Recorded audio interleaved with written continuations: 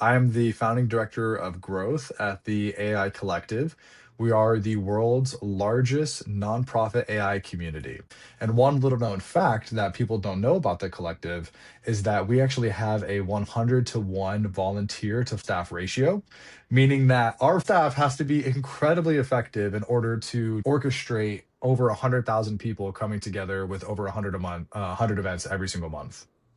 Imagine that you are a nonprofit volunteer and you have a limited time, limited energy to be able to solve a problem. We want to make sure that you are augmented with the best systems possible. So that way, when you have the time, the motivation, the desire to do something, you have all of the context that you need, all the capabilities you need, and you can just go and create action.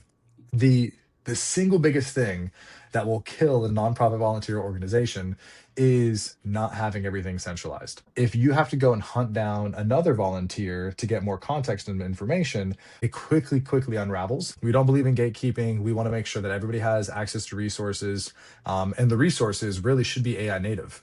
And that's our fundamental belief. I mean, we are an AI native company, so everything we do internally has to reflect that. The question for you is why did you choose Lamatic? The main thing that stuck out to me about Lamatic was actually having something that was comprehensive and that was built by builders. I could tell from the first interaction of when I used Lamatic that the full life cycle of building with AI was kept in mind. And what I mean by this is that Lamatic truly is able to solve problems that exist across multiple different softwares all in Mm, one place. mm, And that is such a powerful thing to take all of my context, all of my resources, and then centralize them in one place. And then I'm not just building for my first MVP, but I'm actually able to scale with the product as well. mm. So that's why Lamatic stuck out to me as opposed to some of the other agenta builders that had fragments here and there. You know, they had capabilities here and there. That ultimately, when we came to adoption, it was about how can we centralize everything under one roof and how can we use a product that's able to scale with us to go from shipping our first MVP internally inside of our teams to then building something that can scale to having hundreds of thousands of users. Can you give an example of a project or a flow or an agent that you built with Lamatic and would have been very, very difficult if you were doing it without Lamatic? Yeah, I would say the first use case that I would share is in sales and partnerships. All the biggest labs in the world have come chase us down to work with us, to the point of where we had so much demand that it was impossible to suffice with just humans. The first thing that we implemented with Lamatic was a true automation in regards to partnership inbound. So what we did is we took the inbound lead and did a series of enrichments as well as some deep research and found every single data point that exists about this prospect. And we created a personalized campaign and a drip sequence that effectively converted them into becoming customers or partners. This was basically the huge catalyst moment for our partnerships team. When we go into the partnership CRM, we have zero on the backlog. Every single conversation is currently active, and we're closing more than ever before. And again, even with a team that's 5x the size of what we currently have, we still were not able to fulfill that demand. So that was the first thing we implemented with Lematic.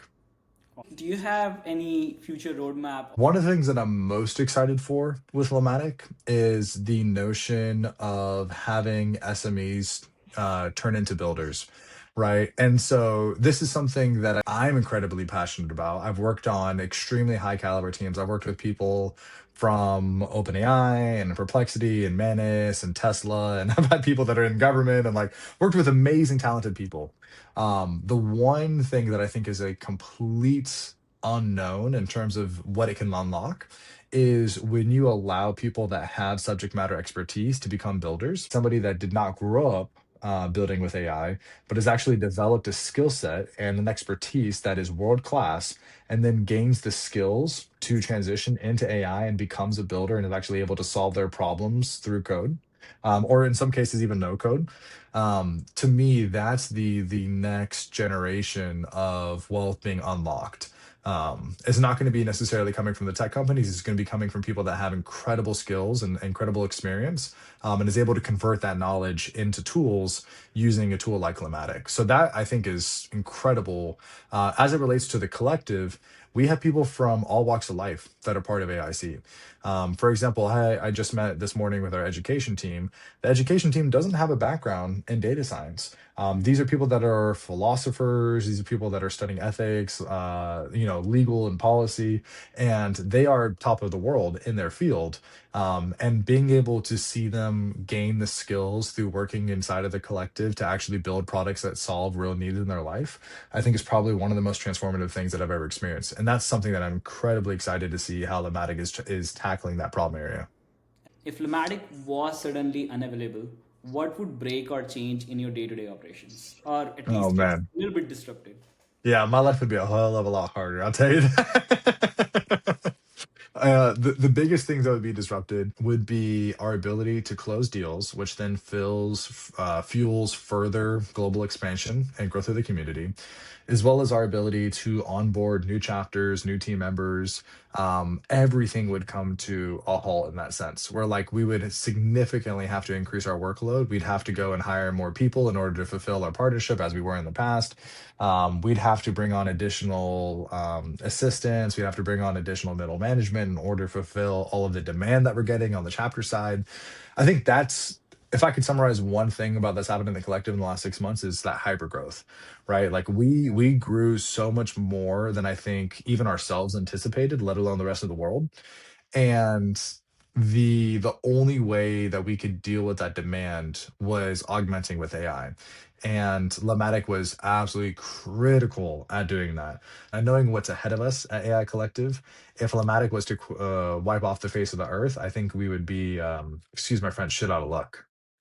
Obviously, I've been in Lamatic, but like, not sure like what's the roadmap, what's the technical components. Um, I think if I could give any feedback as a consumer,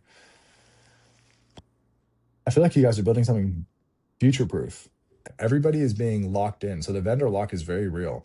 So the fact that you're like, hey, we are infra agnostic, we are cloud agnostic, we're not even cloud, like you're model agnostic, like the fact that anybody can plug and play into the system and makes it so modular, I feel like is a huge component because